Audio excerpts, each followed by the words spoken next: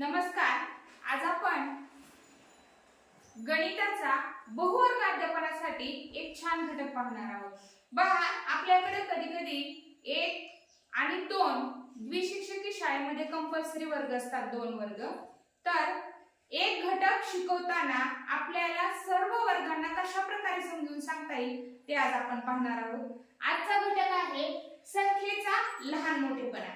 पहा, संख्येच्या लहान मोठेपणा समजल्यानंतर आपल्याला संख्येचा लहान मोठेपणा ओळखून मोठी संख्या लहान संख्या हे पण घटक अभ्यासणार आहोत. आणि त्याचबरोबर संख्येचा लहान मोठेपणा समजल्यानंतर आपल्याला चढता उतरता क्रम हा सुद्धा अचूकपणे लावता येणार आहे.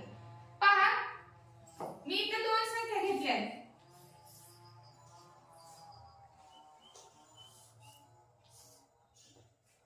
वाचा पहिली संख्या 4. संख्या वाचायची, अंक नाही, ही पूर्ण संख्या वाचायची आहे. 45. आणि ही दुसरी संख्या 48. 48 अंक बघा बाळा. किती आहे? 28. हां, पहा, आता संख्येचा लहान मोठेपणा ओळखण्यासाठी काय करायचं आपण? पहिला अंक बघायचा. पहिला म्हणजे दशक स्थानचा. 2 अंकी संख्या आहेत की ह्या? म्हणून दशक स्थानचा अंक बघायचा. बघा, मी दशक स्थानच्या अंकाखाली रेष मारली. कोणता अंक मोठा आहे रे? 4 अंक मोठा आहे, आहे की नाही? म्हणजेच मोठी संख्या कोणती झाली मग? 45. आणि लहान संख्या कोणती झाली? 28. किती झाली? 28, आहे की नाही? पहा, या 2 संख्येमधला दशक स्थानचा अंक या दोन्ही मधला 4 मोठा आहे, म्हणून ही संख्या मोठी आहे. बघा, आपल्याला जर प्रश्न विचारतात लहान संख्या, दिलेल्या संख्येतली लहान संख्या मोठी संख्या लिहा. मग जर आपल्याला मोठी विचारलं तर आपण ही संख्या लिहिणार, लहान विचारलं तर ही संख्या लिहिणार. पहा, तसंच संख्येचा लहान मोठेपणा दाखवण्यासाठी हे 2 चिन्ह वापरले जातात. 4 पेक्षा मोठे आणि 4 पेक्षा लहान. बघा, आता मोठी संख्या कोणती आहे? 45 आहे. मग आपल्याला या दोन्हीपैकी कोणतं चिन्ह वापरावं लागेल? 1 नंबरचं की 2 नंबरचं? 1 नंबरचं. शाबास. कारण ते काय, त्याचा बोध काय आहे? 4 पेक्षा मोठे. या चिन्हाचा संबोध काय आहे? 4 पेक्षा मोठे. आणि याचं काय आहे? 4 पेक्षा लहान. बघा, हे झालं 2 अंकी संख्येचं. आता परत आपण एक उदाहरण घेऊया.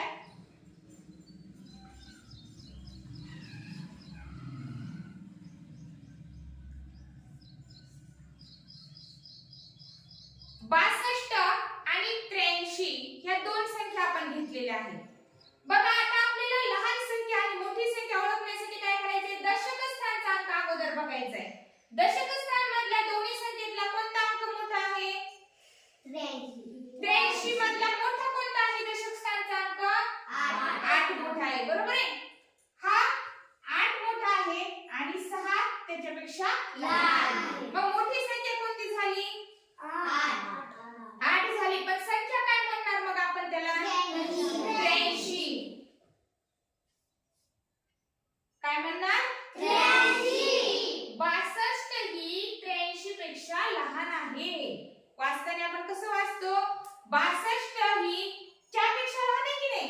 83 पेक्षा लहान आहे. आणि इथे वाचताना कसं वाचणार?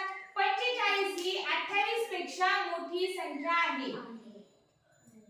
बघा, तुम्हाला चिन्ह दिल्यानंतर ते कशा पद्धतीने वाचन करायचं हे सुद्धा याच्यातून छान प्रकारे समजलं तर तुम्हाला संख्या ओळखायला सोपं जाणार आहे. हे झालं 2 अंकी संख्येचं. समजा आपण इथे 3 अंकी संख्या घेतल्या. आपण 3 अंकी संख्येचं पण एक उदाहरण बघूया.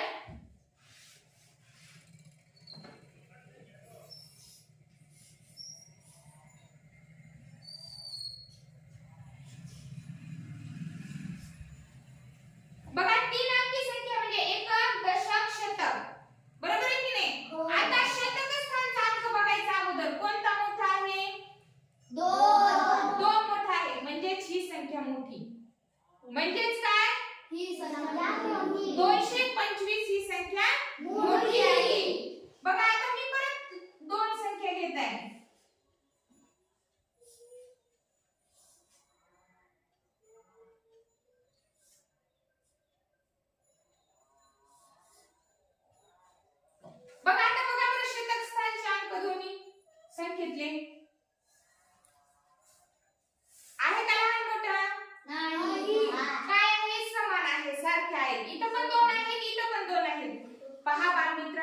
ज्यावेळेस आपला शतक स्थानचा अंक समान आहे त्यावेळेस काय करायचं, दशक स्थानचा अंक बघायचा कोणता मोठा आहे ते. कोणता मोठा आहे? 2 मोठा आहे का 1 मोठा आहे? 2. म्हणजेच कोणती संख्या मोठी? 2 संख्या मोठी आहे. 224. शाबाश. 224 ही 216 पेक्षा मोठी संख्या आहे. बघा आपण एकांकी संख्येत पण तसं करता येतं आपल्याला. जर समजा आपले पहिले अंक दोन्ही सारखे असतील तर दशक स्थानचे अंक सारखे असले की आपण एकक स्थानचा विचार करायचा. एकक स्थानचा जो अंक मोठा ती संख्या मोठी. तसंच आता जर दशक स्थानचे अंक जर सारखे असले तर एकक स्थानचे अंक बघायचे आणि त्याच्यावरून ती संख्या ओळखायची. आपल्याला 3 अंकी संख्येत पण त्याच पद्धतीने जर परत मी तुम्हाला एक संख्या सांगते.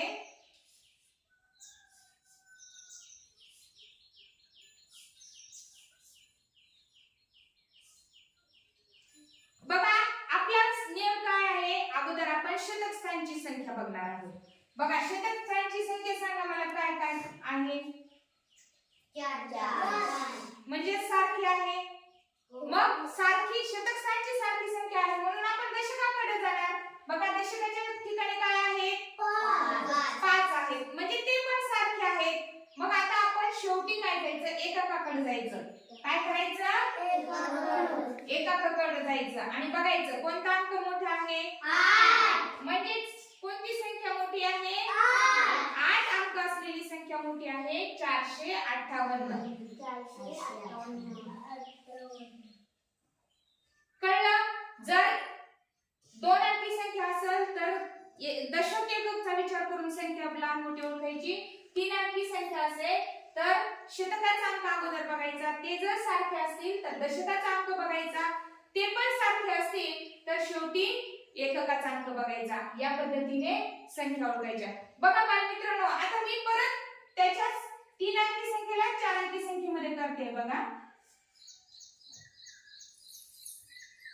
बघा बरं मी हजाराच्या ठिकाणी कोणता अंक लिहिलाय? 3. एका संख्येत 4 लिहिलाय, एका संख्येत 3 लिहिलाय. कोणती संख्या मोठी आहे बरं? 4. म्हणजे ही संख्या काय आहे? मोठी आहे. आणि ही संख्या काय आहे? लहान आहे. काय आहे? लहान आहे. बघा जर यामध्ये सुद्धा 4 अंकी संख्येमध्ये सुद्धा जर हजाराच्या स्थानचा अंक सारखा असेल तर शतकाचा विचार करायचा. शतकाच्या ठिकाणी पण सारखे अंक असतील दोन्ही संख्येत तर दशक आणि दशकाच्या ठिकाणी पण सारखे अंक असतील तर एकक. या पद्धतीने संख्येचा लहान मोठेपणा आपल्याला ओळखायचा आहे आणि संख्येचा लहान मोठेपणा ओळखता आला की आपल्याला चढता उतरता क्रम करायला खूप सोपं जाणार आहे.